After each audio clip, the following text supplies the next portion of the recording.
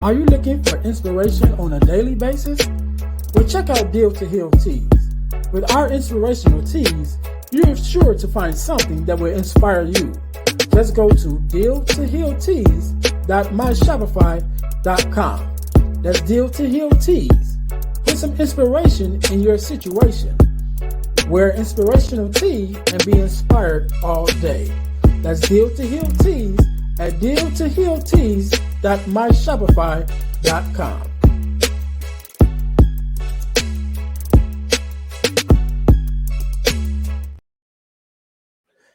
Hey guys, this is Ernest James, host of the Deal to Heal with E. James podcast, and I got a question to ask you. Could you buy me a cheeseburger? Better yet, could you buy me a value meal? Yes? Well, guess what? I don't need a value meal. However, for the cost of a value meal, you can support this podcast to keep us on the air. Just go to Patreon/Deal to Heal podcast and choose any one of the 3 tiers that's available. And if you just want to make a one-time donation, go to Cash App and make a donation to $EJames, the number 418. Make a one-time donation to the Cash App, or again, go to Patreon to support this podcast and keep us on the air. Thanks in advance. Be blessed.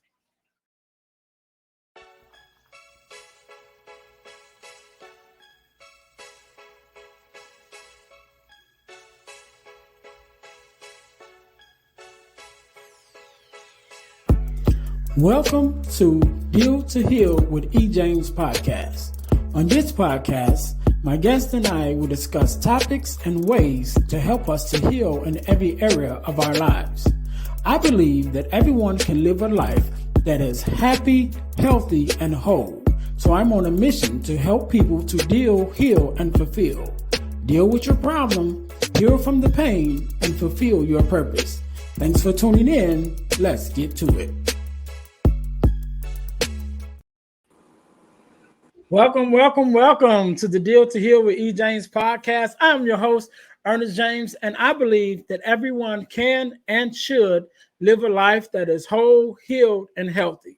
Therefore, I'm on a mission to help people to deal, to heal, and to fulfill, to deal with your problems, to heal from the pain, and to fulfill your purpose. Thank you guys once again for tuning in to the Deal to Heal with E. James podcast. If you haven't already, make sure that you listen, like, subscribe, and share to the podcast. Make sure that you are subscribed to our YouTube channel and our Facebook page and our podcast on Spotify. And if you're finding information and value from our podcast, then don't keep it to yourself, but share it with somebody else. Let somebody else know that we're out here doing big things. All right. And also, I'm going to tell you guys how you can win $100 from the podcast. Right. I'm telling you guys how you can win $100 from the podcast, but you got to stay until the end in order to get that information. So also, guys, make sure you guys are going and checking out our ebooks at ebooks.ejames.com, which is where our ebooks are. Definitely have some things there for you to purchase to support the podcast, help keep us on the air. So that's what we got going on right now. So we're gonna jump right into it today. Just like any other day, we are blessed with a guest, Mr. Charles Larry. How you doing? Doing well, sir. Thank you for asking. How are you? I am good. I'm good. First of all, let me say thank you for being here, because I know you could be doing anything else, but you took out time to be here with me and my listeners, and I definitely appreciate it. So I want you to know that up front. Welcome. So we're going to jump right in it. And one thing that I know about you, that you are a girl dad. And so when I have a girl dad on, my first 2 questions is always, what does it mean to you to be a girl dad? And what is something that your daughter has taught you? Oh, wow. What do it mean to be a girl dad? That's a good question.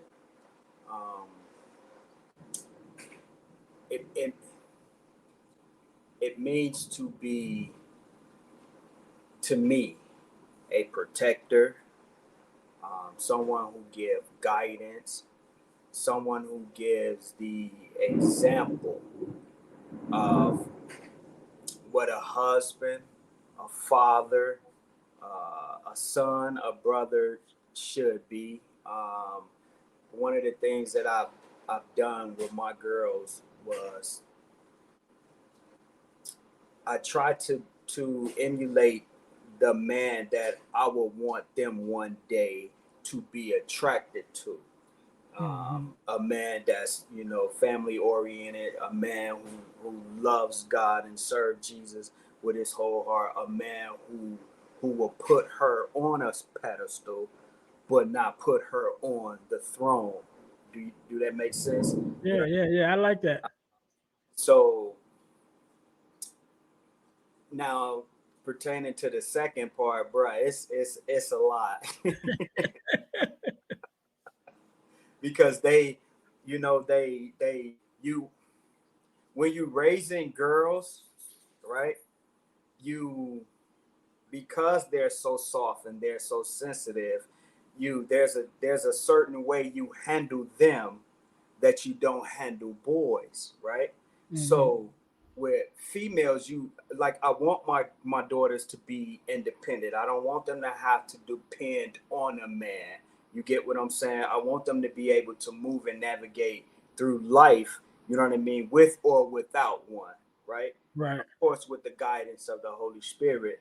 Um, but at the same time, it's it's harder to tell them no than it is to tell your son no, right? So we, we want to be cautious with that only because you don't want to raise a woman, because that's how I'm saying it. I'm looking for the adult that I plan to Right. put out into society. So you don't want to rear up a child who's hearing, yeah, yeah, baby, yeah, go ahead, yes, yes, yes, yes, yes. Now you have this grown woman who's entered into society, whereas she's hearing no, no, no, no, no. But because she wasn't raised to hear no, only yes, now that creates a whole another level of problems. You get what I'm saying? Yeah, A yeah. whole nother level of daddy phone calls, and I don't know why he this, I don't know why he that, I don't know why they this. And the whole time it's because you didn't raise her to hear no. You only raised her to hear yes. So when she enter into that world where she's gonna hear no more than she hear yes, she's not gonna know how to navigate it confidently. You know what I mean? So That's good, man. And um, so at the time of recording this, I just started my other podcast called the Girl Dad Discussions Podcast, which we definitely have to have you on because one of the things that I read an article, right, and the article was talking. It was from a young lady who was talking about her father, and it was saying how her father raised her to be independent, like you just said. With being able to do things on her own, be self-sufficient. And so we're not gonna have this conversation here, but I'm just saying it because it came up and then you just mentioned it, that I'm going to talk about on that platform is, raising your daughter to be independent, but without the independent attitude. You know what I'm saying? Because that the whole miss independent as adult men, when you're dealing with a woman with a miss independent attitude, like that's a whole nother monster. So you want your daughter to be independent, but you don't want her to have the miss independent attitude. You know what I mean? And so that, finding that balance as fathers, but that's a whole nother. We definitely gonna have to have you on the Girl Dare Discussions podcast because and that no, was something that was no. on my mind. And so I know that's gonna be a good conversation. So now since we're here and we're gonna get into this podcast. So do me a favor, Charles, introduce yourself because we just jump right in and start talking. Introduce yourself to my listeners and tell them who you are and what it is that you do. My name is Charles Larry the Third. I'm a father of six. I'm a husband. I'm a born again believer. I love Jesus and I follow Him with my whole heart. What I do is I help people find the route to who they're supposed to be. I believe everything that has been created to solve a problem. The phones that we talk on, Mm-hmm. the the devices that we're recording on, the lights, everything has been created to solve a problem. We too have been created to solve a problem, right? So I believe the problem that I've been created to solve, along with serving the people, is also to help people find that problem that they have been created to solve. Also, um, right now, I'm studying and I'm diving into the whole mental health and suicide prevention, because there's a lot of hurting people out there, and a lot of times we go through things and we don't actually know how to get the help that we need. So with this book that I've written, with the information that I'm gathering, with the information that I'm putting out there, man, it's just to help to relieve the pain and the suffering, man, that we are experiencing in this world, and that's causing us to lose a lot of our loved ones. Just to sum it up, bro. Right, right, right. So I'm gonna go back a little bit to where we met, Mm-hmm. right? And so those of you all who listen to the podcast, you definitely know that I'm a speaker, and so we're part of a speakers community, Mm-hmm. and so we had a meeting, should I say, earlier this year at the time of recording this podcast. And you were there and you had on the shirt that you have on now. And we had never met, but I seen the shirt. I was there with a friend of mine and she saw the shirt also and was intrigued about it. And so I came over and introduced myself and asked you about, what the shirt meant and everything. And you kind of, went into telling me the story behind the behind the word stay and the story behind the movement. And so I definitely was intrigued by it, and wanted to have you on. And then after you came out with the book, what we'll definitely talk about also, I'm like, okay, I definitely gotta get you on now, because not only do you have a story, but now you have a resource, you know what I mean, for those who are listening to the who are listening to it, to talk about, to learn from. So do me a favor, just go and tell the story about, how you even came up with the whole process. The same story you told me, Okay. but share with our listeners so, they know the backstory and why this is so important to you. Okay. Um, One day, about a year and a half ago, I noticed this tattoo on my daughter's forearm. Now, at the time of me noticing this tattoo, she's 20 years old. So I didn't pay no attention to the tattoo. It didn't stand out of nothing important. It just STAY, period. That's it. Cause she have a few other tattoos. It might be some numbers, a line, or something. So again, I just thought it was just another random tattoo that she's gotten. So I didn't put no. So one day, her and my grandson came over to visit. At this time, I'm in the shower, and the Holy Spirit begins to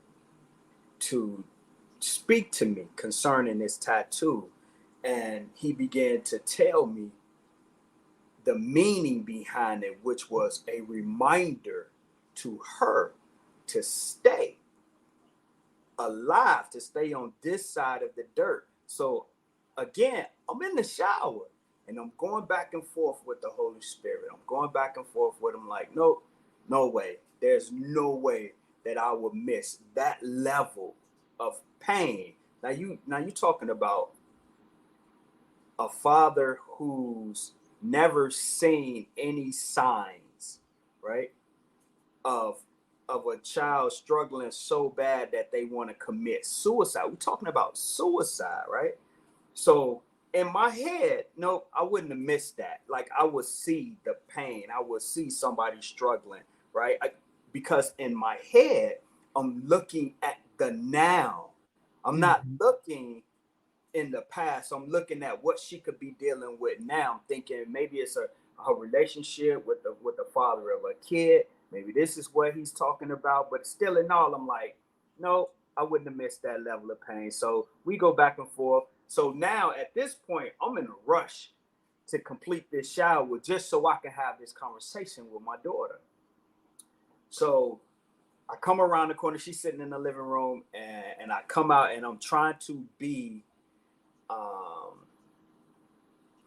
I'm trying not to show any emotions, or I'm not trying to trigger her defense mechanisms, right? Mm-hmm. So I Yeah. asked her. I said, Diamond, that's my daughter's name. I said, Diamond, what do that stay mean on your arm?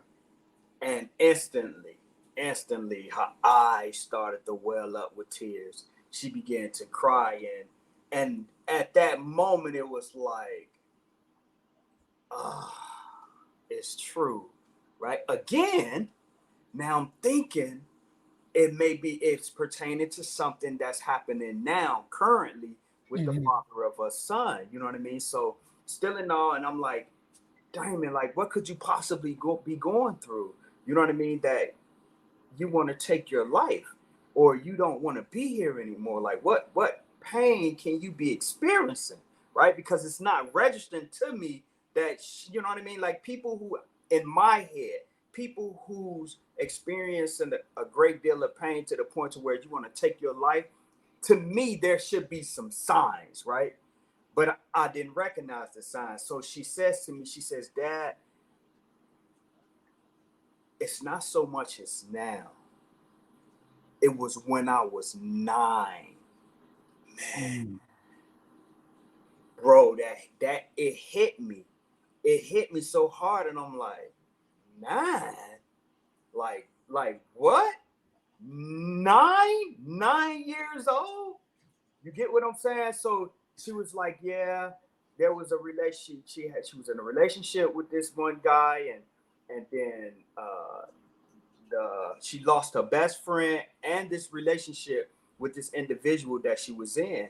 So because she believed in her mind that because her mom and I was already kind of dealing with some behavioral issues with our older 2 kids, so she didn't want to be an added burden. So she kept all of that to herself. And in the process of keeping all of this pain on the inside of herself, she begins to cut herself because in Mm-hmm. her mind, this was a pain she could control, and it took her mind off of the pain of the heartbreak and the loss of relationships. Now, mind you, all of this is hitting me hard. It's hitting me Definitely. hard, and one of the ways that it hit me the most hardest was because, one, I couldn't go back to that 9 year old. I Mm-hmm. couldn't comfort that 9 year old. I couldn't tell that 9 year old that it's gonna be okay because I missed that opportunity. I missed that opportunity, and I say I missed that opportunity because the signs was there. I just didn't know that they were signs. I saw the way she isolated herself. She would always come over, like I would get her every week, every other weekend, and every Wednesday. So it was this room that I had set up for her and my other 2 kids. And she had this poly playhouse with all of these little poly dolls and this playhouse. So whenever she would come over, she would just get deep into this poly playhouse. And I'm just thinking, oh, she just wanted to play with these dolls. Missed that sign, the isolation. Then there was another sign. It was it showed the darkness that she was in because she had wrote a poem or a story. I'm not quite sure which one it was. Again, we're talking 10, 15 years ago. Mm-hmm. So in this poem, I remember the title being "I Hate Rainbows." So I'm reading it, and in my head I'm thinking how, like what? You hate rainbows? So I said, Diamond, why do you hate rainbows? Something that is so beautiful, like colorful, like how? Because in my head, I can't. How can you hate rainbows, right? So she says to me, she says, Dad, it's not that I hate the real rainbows. I hate my friend rainbows. Now, here was an opportunity again for me to say, "Oh, baby, let's talk about it." You know what I mean? Dive deeper into the conversation with her and just figure out what it is and how I could really help her. But I didn't. I kind of brushed it off and was like, you know what? You guys are young. You're friends. Friends make each other mad. Friends break up and they get back together. Different things like that. So I brushed it completely off the whole time. The whole time. She's suffering with suicidal ideation. You know what I mean? She's cutting herself. You know what I mean? And I'm missing all of this because I saw the signs. I just didn't know that they were signs. Right. But something as serious as suicidal thoughts. You know what I'm saying? Yeah.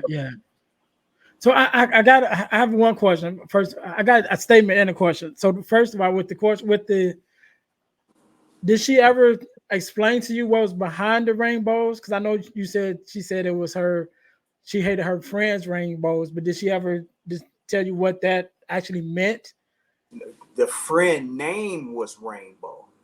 Oh, okay.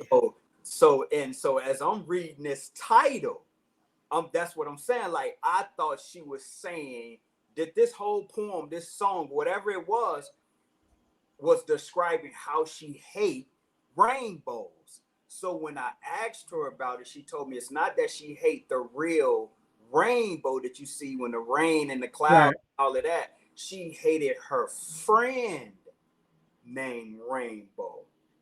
You know what I mean? That was so Yeah. poetic, bro. Like, Yeah. And one of the reasons why what made me think of that was when I was younger, and it's crazy how the things that you remember. One of our books that I remember reading when I was probably it'd be like an English class or something, and the name of this story was A Month of Sundays, right? And so I'm like, oh, A Month of Sundays, and I remember of course, the title itself was catchy, intriguing, and mind you, I'm young at this time, but what the story was about was a young boy whose parents were separated. And so he only got to see his father on Sundays.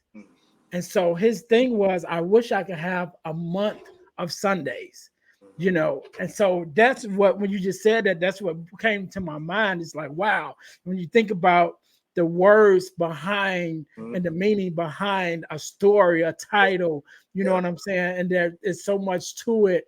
And that's what came to my mind. But another thing that I wanted to mention about, like you said, pay attention to the signs. So those who have listened to the podcast definitely have heard me talk about my experience with suicidal thoughts and everything after my mom passed away, and that whole journey that I went through with it. And when I started sharing it on the podcast, one of my sisters called me and she's like, how was it that you went through this whole period of wanting to kill yourself? And I don't know. You know what I'm saying? As again, she was saying the same thing you were saying. Like, how did I miss the signs? Why didn't it stand out or whatever? And I was telling her, well, first of all, it's not like you walk around with a big sign that says, I want to, I want to kill myself. right. You know what I mean? I said, a lot of the times it's all internal. And when it's internal, which is one of the reasons why I like to have the conversation now, because I want it to be a conversation we have all the time, so that when we or whoever it is get to the point where they're feeling some type of way, because it's common for us to have the conversation, it's easy for me to reach out for help. You know what I mean? But because, especially at that time, we weren't having the conversations. I wasn't definitely having the conversation. I had my own preset mindset on what it was for people who even thought about, committing suicide. You know what I'm saying? Like, I have my own thing. Like, that's selfish. Why would you do that? Because you in your pain, but then you send, the pain doesn't go away. It just go into the family members that you leave behind. And, this is my whole thought process before my experience, And so when I had my experience and I began to realize, it's not that, they're not thinking about their family members or loved ones, because definitely I was, but you're just in this space of depression and hurt, and you don't feel like you can find a way out. You know what I mean? And so it just took me on a whole another journey and opened up my eyes, which is why I'm so vocal about it now, about my experience. And I want to have these conversations with men like yourself, definitely with men, because we oftentimes suffer in silence, but then just in men first, in the Black community second, you know what I'm saying? And within our families and our loved ones, so that we make it normal to have these conversations. Because especially what I found now is a lot more common now, especially coming out of the pandemic. It's a lot more common. The thoughts is a lot more common. A lot of people are dealing with stuff that they don't feel like they have a way out. You know what I mean? And so we have to have to make the conversation more, common, so that it makes it easier for us to reach out for help and to look for help. So one of the things that I know you talk about, even in the process, when you start going through your process of finding your feet, getting your feet back under you, and looking for that light, that ray of hope, at the end of the tunnel, that it's a process to go through. And I know you kind of talk about, the process and putting your trust in the process. So talk to us a little bit about that, just like the process that you've learned that it kind of takes to go through to find that light at the end of the tunnel, to give you the strength to hold on. So talk to us a little bit about that. Um,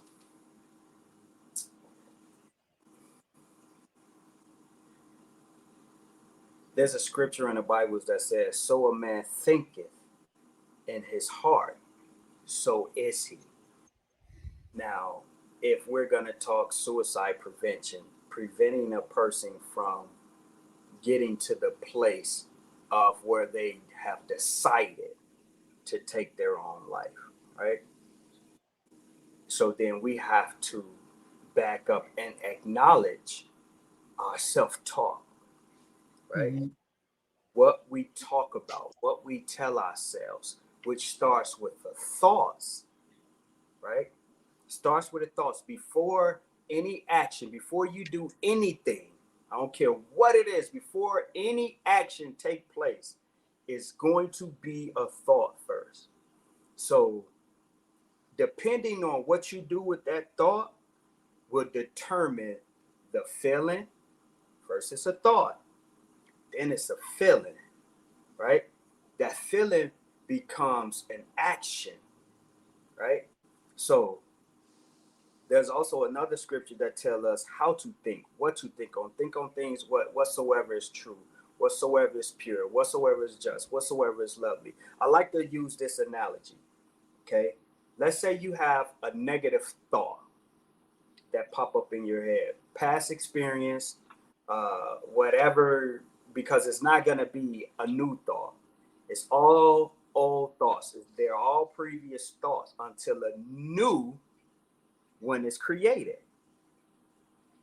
So you have this negative event that happened in your life. This negative event, attached to this negative event, is a experience, a feeling. Okay. Now you already know what this feeling, what this thought is going to produce. Okay, because you've experienced it Mm-hmm. before. So I like to use this analogy. When that thought comes in your head, that's the perfect opportunity to destroy it. Picture it as if you plant a seed in the ground. When that seed, after it's been watered, a little light, a little nourishment, whatever is going on under the soil, and once that seed begins to sprout, right? You have that little stem, maybe one leaf. That's the perfect opportunity to destroy it. When it sprout, when that thought pop in your head, pluck it out, okay? Because here's what happens if you do not. Now you're giving it permission to exist. You giving it energy. The more you ponder on it, the more Mm-hmm. you meditate on it, the more now it's creating a feeling. Now that's what was once a sprout, a stem, and a leaf has now grown into an oak tree, Okay, so which one you think is going to be harder to destroy? As soon as that thought pop in your head, or now it's an oak tree because you didn't add it so much meditation, you didn't ponder on it so much. Now you need a axe to chop it down. Now you're trying to say, no, I can't think about this. I can't think about that. You see, it takes a lot more energy. It takes a lot more out of you. You get what I'm saying? Because now that thought with that event, with that experience, with that feeling attached to it, and if you have multiple negative thoughts, multiple negative feelings, now what that feeling, those collective of feelings create is an attitude. You have a negative thought, negative thought, negative thought, negative thought, negative thought. Now you've created an attitude. Now you walk around, what you looking at? Why are you looking at me like that? What's your problem? Because you've created this attitude with these thoughts, vice versa. If you mad, you having good thoughts, you having good thoughts, good thoughts, good thoughts, good thoughts. That produces a good feeling. Now you have a good attitude, right? So nobody wakes up in the morning and say, I'm going to take my life. Nobody does that. There's life events, okay, that takes place in our life. And with these life events, what's the story you telling yourself about this event? You see what I'm saying? What is your perception of this event? You get what I'm saying? What are you telling yourself? So for instance, someone who the boss sent them an email and say, I need you to come into my office when you get into work, right? Now, what's the story you gonna tell yourself is gonna determine whether when you go from being anxious, right, to now it's becoming stress. You get what I'm saying? There's anxiety, there's depression, and then there's the thoughts of suicide. Because from that depression, from that place of hopelessness, now you're going into it thinking like there's no way out of it, all because of the story you told yourself. Okay, yes, it's a fact. The truth is your boss want to see you. But the story you tell yourself is, oh man, what if he finna fire me? What if he talking about all of the times that I was absent? And you see, now the story, now that story you constantly telling yourself, the nervousness. You get what I'm saying? So now you stressing. Now it's the fear. All of these is kicking in. So you then went from an email to stress, anxiety, to depression over what we tell ourselves. So I believe if we can control the thoughts, we can control the feeling, the attitude. Do you get what I'm saying? Yeah, definitely. I hope that definitely. answers your question, bro. I'm trying to control myself because you know me, like I'm trying to stick to Right. No, but that's good. That's good, man. So let's talk a little bit about the book. Let's talk a little bit about the book. So you wrote the book and surprised me because we hadn't talked in a while, and you just dropped it. You know what I mean? So we have those of you don't know, we have a little podcast group. You know, whether we kind of me and some other podcasters, we kind of keep in touch with each other. And Charles had been MIA for a while, so I hadn't talked to him and hadn't heard from him. And just the other day, he just drops right in the middle of the chat, just drops this link, right? So I was like, oh, what is the link? And then I hit this link, and it goes to the Amazon. It goes to the Amazon page for the book, and I'm like, oh, really? That's how we doing it? We just gonna drop a book on us?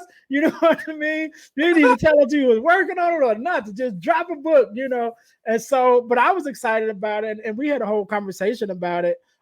Because like I told you, you know, at the time, and we're not gonna get into this because this could be a whole nother thing. We talk about God's timing, but I let you know that, you know, when I saw that, it was at a time that I needed to see it. You know what I mean? And because I was going through my own things with even finishing my book and things like that. So when I seen it, it definitely was an inspiration to me, you know, to keep going and to finish, you know, the work that I was working on. But just talk us a little bit about the process and how it even came to the point where you was like, you know what, let me do this book. Okay.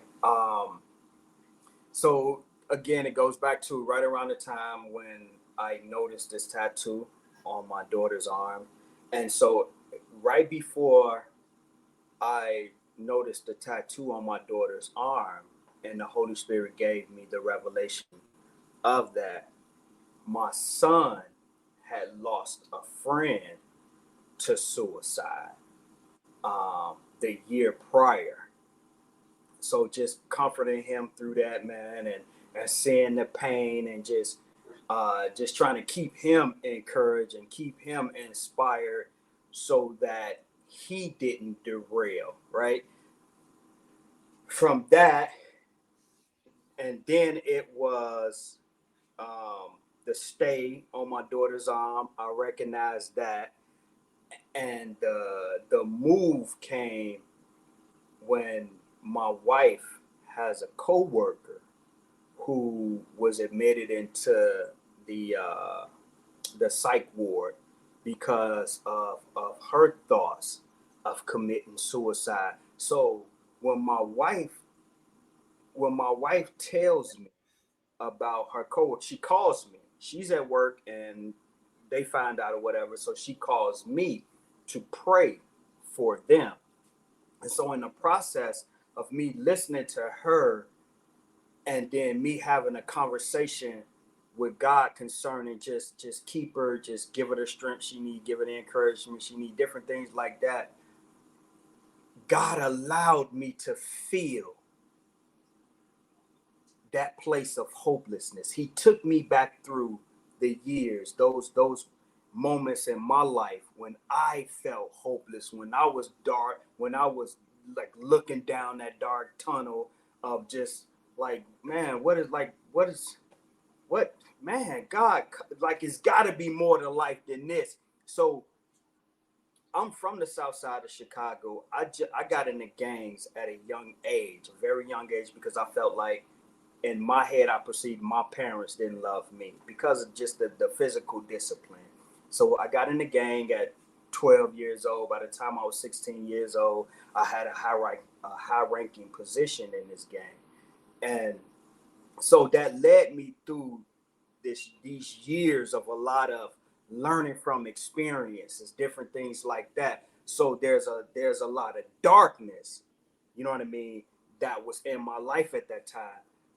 So as God is causing me to feel this pain, this place of hopelessness, whether it was with my wife co-worker, then I'm feeling the pain of my daughter at 9 years old, like then what my son, what his friend must have been experiencing. So I get it. I understand it because when I was in that place, it was more self-medicating for me. So I drink, I smoked weed. I'm trying to numb the pain of my reality. I'm trying to escape the pain that I was feeling. Whereas it's only by the grace of God that I was able to make it out of that. So I began to cry out to God, God, like, help me, or what is it that I can do? And he began to put me on this whole mental health and suicide prevention. So in the process of taking courses, man, and courses and research and courses and research. And so at the time, that's all I'm doing is I'm just learning so that I can have a conversation, so that when people do call me and ask me for help, I know how to get them the help that they need. And so probably about a good 3 months ago, man, as I'm going through a lot of the notes from the courses, because what I wanted to do was start to put out some YouTube videos, some Facebook, some little shorts, just giving some little bit, 3 minutes or a minute clips of information on how to identify the signs. So this one particular day, I'm going through my notes so that I can create a video. And God told me to now put it put it in book form. And I'm like, what? Like a book, bro? Like we tried this already. About good, man, 15 years ago, I started to write a book on my life. You get what I'm saying? And how God has brought me through a lot of this, from the streets to salvation, you know what I mean? Different things like that. But my computer crashed. So I lost all of that information, man. So it wasn't nothing that I wanted to get into again, because, man, when I did, it brought up so much darkness. It brought up so much of the pain that I've been through and that I put other people through. So it wasn't nothing that I was trying to get to do, but because of my desire to be obedient, because of my desire to be the man that God has created me to be, I was obedient, and I just started compiling all of this information, man, into an ebook. I felt like my biggest thing was I saw the signs, I just didn't know they were signs. So a lot of families are not as lucky as I was. My daughter is still here. You get what I'm saying? But what about the ones who child is not here? Or what about the ones who child is experiencing this place of darkness, and you interacting with your kid, you seeing your kid, but you don't know?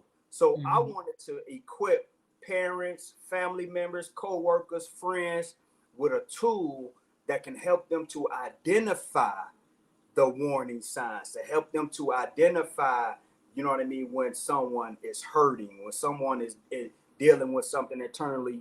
What just to piggyback on something you said, as far as how men, we don't talk about this stuff, man, because men is raised to, you don't show your feelings. We don't wear our feelings on our sleeve. We don't show public affection. You don't go to nobody and say, you don't know what to do. You can't figure this out. Oh, I need help. No, because we're problem solvers. So figure it out. But nobody is telling us or teaching us how to figure it out, how to deal with those thoughts and those feelings. Or when I don't know what to do, what do I do with that? Do I reach out now and ask for help, or do I internalize it? Which is now, it's affecting my identity. It's affecting how I cope. It's affecting my relationships. It's affecting my how I bond with people, my lack of trust with people, because I was told what I shouldn't be doing, but I wasn't told what I should do. So this book, man, this journey that I'm on is to equip people with information to help you to identify when someone is off. You get what I'm saying? When they're dealing with something internally, when their thinking has changed just by paying attention to their behavior. Okay. All right. So, man, Charles, I'm so glad I had you on, man. I don't want to keep you too much longer, but I want you to get us. I want you to have the last word, right? And I want you to leave us with a thought of word of inspiration. Have you decide to do it, and definitely give us your social media handles and things like that, where we can find you, your website, and all of that. So I'll give you a chance to kind of think of how you want to leave it. To my listeners, thank you guys again for tuning in to the podcast. And I told you that I would tell you how you can win $100 from the podcast. So you can win $100 from the podcast by entering our super subscriber contest. And what that means is you must first subscribe to our YouTube channel, to our Facebook page, to our Spotify podcast. Excuse me. And then text the word win, WIN, to the number 866-326-0730 in order to qualify to win $100 from the podcast. That's all you have to do. Again, enter our super subscriber contest. In order to enter, subscribe to our YouTube channel, subscribe to our Facebook page, and our podcast on Spotify. And after you've done those three things, text the word WIN, WIN, to the number 866-326-0730 to qualify to win $100. The contest is ongoing and it's random. So at any time I can pull a name, whoever name I pull, you win $100. And it's just that simple. So, you just got to be in it in order to win it. Also, make sure you guys are checking out our websites, because our websites are up. The business website for our company, dealhealfulfill.org, is where you can find everything about that's going on with me as a speaker, the workshops that we have, the podcast, and we got another podcast that we just started that I mentioned earlier about the Girl Dare Discussions podcast is coming out. So we got a lot of things going on. So you can find out about all of that at dealhealfulfill.org. And also check out our ebooks at ebooksbyejames.com. Go there and you can get any of the ebooks that I have written already. And we got more to come. So make sure you guys are checking that out also. Last but not least, one of the things that I've been blessed to be a part of is an organization called the Forgiveness Mission. You can find us at theforgivenessmission.com. One of the things that we do, we have free virtual workshops every quarter of the year. And on these workshops, we talk about forgiveness, what it is, what is not, forgiveness of self, forgiveness of others, forgiveness of the world, just a lot of different topics dealing with forgiveness. And it's free. We do it again. We do it every quarter of the year, so we do 4 of them a year. You have to go to Eventbrite and register for it, or just go to forgivenessmission.com in order to log on or register to be in on the next virtual workshop. So, with that being said, again, Charles, man, I love this conversation. Definitely have to connect again to get more into a little bit more. So I want you to have the last word, and I want you to leave us with just a word of inspiration, or however you feel. And again, with your social media information and where we can find the book, and even where we can follow you at. So again, thank you for being on, and the floor is yours. Thank you for having me. I find that our thinking is very, very important. So I would encourage you guys to monitor your thoughts. Okay? Stop self-tormenting yourself with those negative thoughts. Stop letting those negative thoughts, those counterproductive thoughts, those thoughts that don't move the needle, those thoughts that don't move you in a direction that you want to go in. Stop meditating on those thoughts. Stop pondering on those thoughts. Stop giving those thoughts permission to exist. Because here's the truth. We move in the direction of our strongest thought. I want you to think about that for a second. You move in the direction of your strongest thought. So if you're thinking you're a loser, you're going to move in that direction, because you're going to behave in a way that you believe about yourself. Because here's what I do understand. You cannot consistently behave in a way that's inconsistent with what you believe about yourself. So you might put on a facade, and you might go out into the world and make it seem like everything is all good and dandy. But on the inside, there's a lot of turmoil. There's a lot of pain. There's a lot of hurt. You understand what I'm saying? So talk to somebody. It's okay to talk to someone.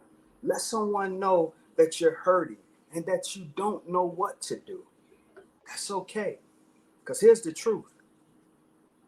What happened to you, that may not be your fault. But your healing, that's your responsibility. It's your responsibility to get the help that you need.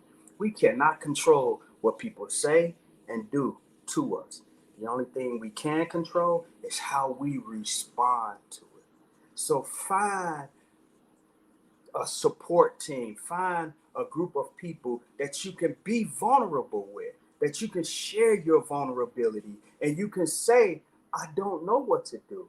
And you don't have to worry about them judging you, tearing you down, but they'll get you to the help that you need. I'm not going to continue. I'm going to leave that right there. I'm going to leave that right there because I feel something welling up on the inside of me. So I'm going to leave that right there. But here's where you can find me and hear more about what I'm doing. You can go to stayandlive.org. That's where you can purchase my ebook. You'll be able to purchase a physical paperback. The paperback, you can purchase that on Amazon right now. Just type in the word "stay" and Charles Larry III, and it'll pull it right up for you. Or you can go to Jhosheay, JHOSHEAY.com. That's my Shopify store where you'll find this t-shirt that I have on and the ebook. You'll be able to follow me. You can follow me on Instagram at stayandlive2. You can follow me on TikTok at stayandlive2. You can follow me on Facebook at stayandlive2. You can follow me on YouTube at stayandlive2. I think I got them all. But if not, just type in stayandlive2 anywhere, and you should be able to pull up more information about what I'm doing and how God is moving. So thank you for having me, bro. No problem. Thank you for being on again. To my listeners, thank you guys for tuning in once again to the Deal to Heal with E. James podcast, where our mission is to help people to deal, to heal, and to fulfill, to deal with your problems, to heal from the pain, and to fulfill your purpose. Until next time, you guys be blessed. Hey guys, I know you're enjoying the podcast. However, don't forget to join our text line at 866-326-0730. That's 866-326-0730 in order to receive text messages with new events and things that is going on and new episodes as they release. All right, see you in a minute. Thanks for listening to the Deal to Heal with E. James podcast. Remember to listen, like, subscribe, and share. This episode has been brought to you by Deal to Heal Teas. Put some inspiration in your situation. Wear an inspirational tea and be inspired all day. Let's go to dealtohealteas.myshopify.com. Remember, our mission is to help you to deal, heal, and fulfill. Deal with your problem, heal from the pain, and fulfill your purpose. Thanks for listening.